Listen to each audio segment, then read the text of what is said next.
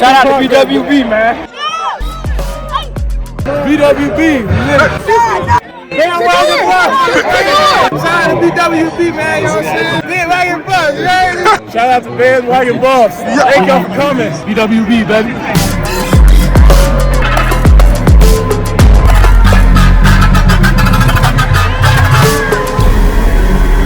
Shout out to TLP Sports Club, baby. Bandwagon Buffs, Buff Nation, we got another scary one. Yes, I gotta bring this one to you because this one looks a little scary. Man, I'm on Twitter and I'm minding my business, doing my research. I see the Buffalo's Twitter going crazy. I see some Buff lifers, you know, like people who's been here for a while, people who were here before us, not BWB. They're going crazy. I call those people Buffers, okay? Because I do the cool nicknames. I came up with BWB after all. But anyway, that's not why I'm here to toot my own horn. I told y'all how scary Bishop look. If you think Bishop looks scary, can you imagine a scary looking white guy? If I saw this guy in a Brooklyn alleyway, I'll be like, nope, no chance I'm going that way. You see what I did there? No chance. The Buffers are going crazy on Twitter about this guy coming back to Colorado. And I'm like, well, who is this guy and why are they going crazy? Let's go ahead and learn about him. Let's learn about him because this guy definitely looked like I would profile him if I was security on campus. I'll be like, do you go here? All right, guys, so you know what I'm saying? I'm just joking with all of these. I hope y'all understand. Nobody should be profiled, okay? These are all just jokes. But yes, this guy looks pretty scary. He looks kind of hungry to me. That guy looks like he was in the pandemic praying to God like, Lord, please give me just one more chance. I will do right by you. Did he get another chance? He sure did. So let's find out right now what type of chance he got. Okay, guys, let's go to buffzone.com. Chance Main returning to CU Buffs for final season. Let's go ahead and find out right now what type of chance we about to get. Granted one more season of eligibility, Chance Main is returning to Boulder.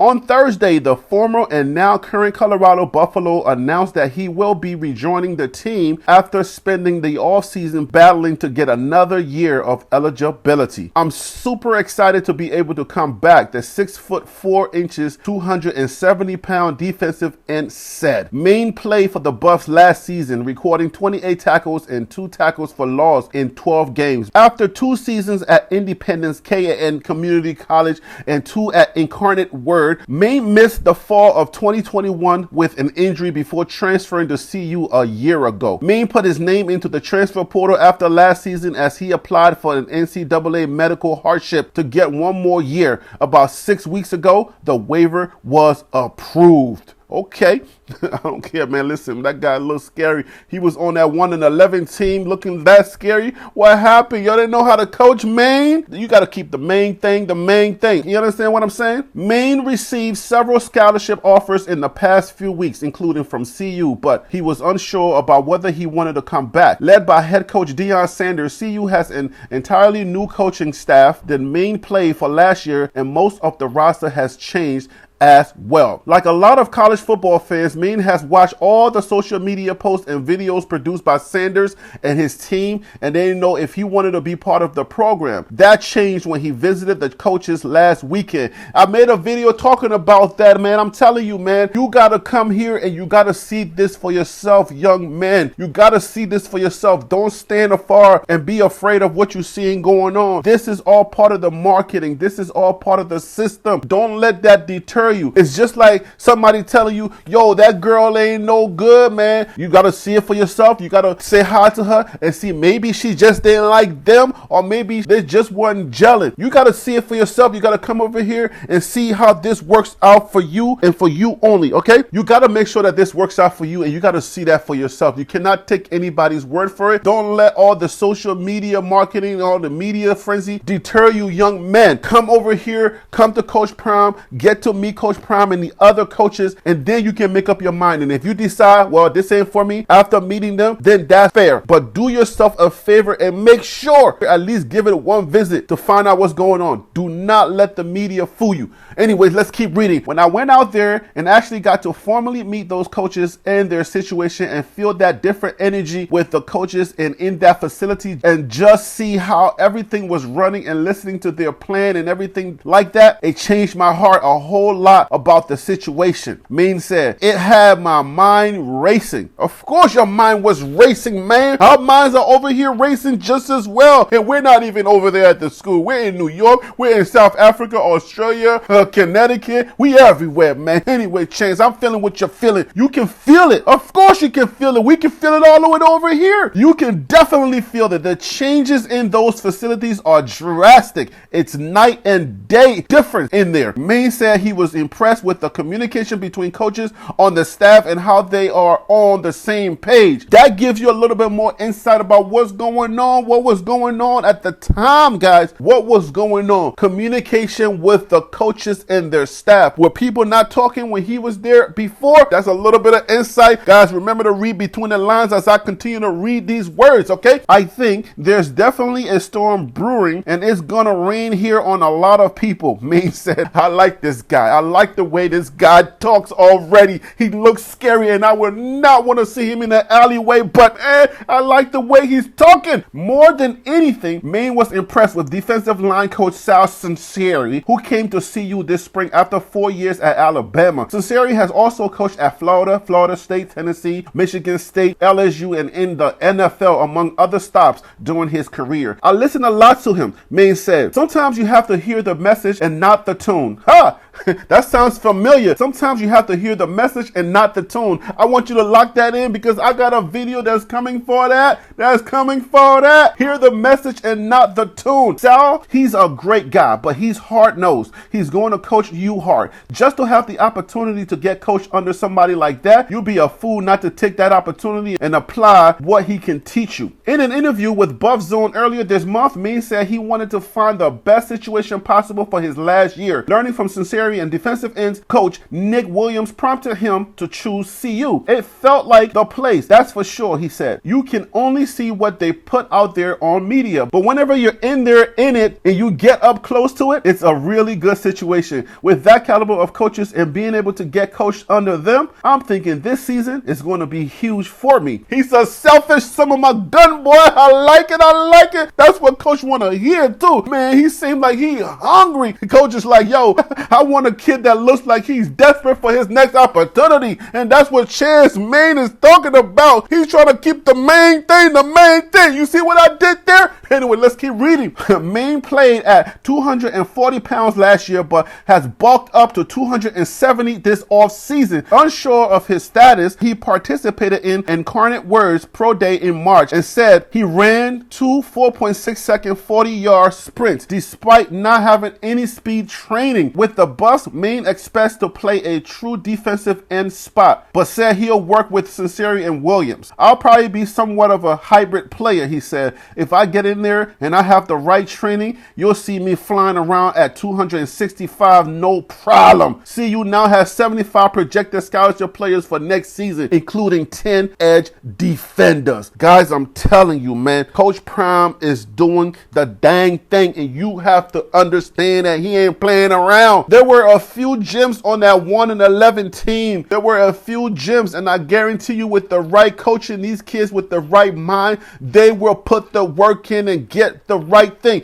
But Chance said a few things that we have to unpack. He said, listen, man, you can sit out there and you can watch all of the media frenzies. You have to come here and see this for yourself. You have to come here and witness this for yourself. The coaches are here. I'm telling you, 5 head coaches, 5 former head coaches are here. 5 former head coaches are here, and they are good coaches. These are not no slouch coaches from some high school or something. These are coaches coming from highly touted programs that everybody wanted. I'm telling you. So the football is going to handle itself. We just need the kids to have the right mindset, and that's what Chance seemed to have. And I'm telling you, he makes me want to start singing one more chance. Oh, see you give me one more chance. One more chance. please make sure you give this guy another chance. And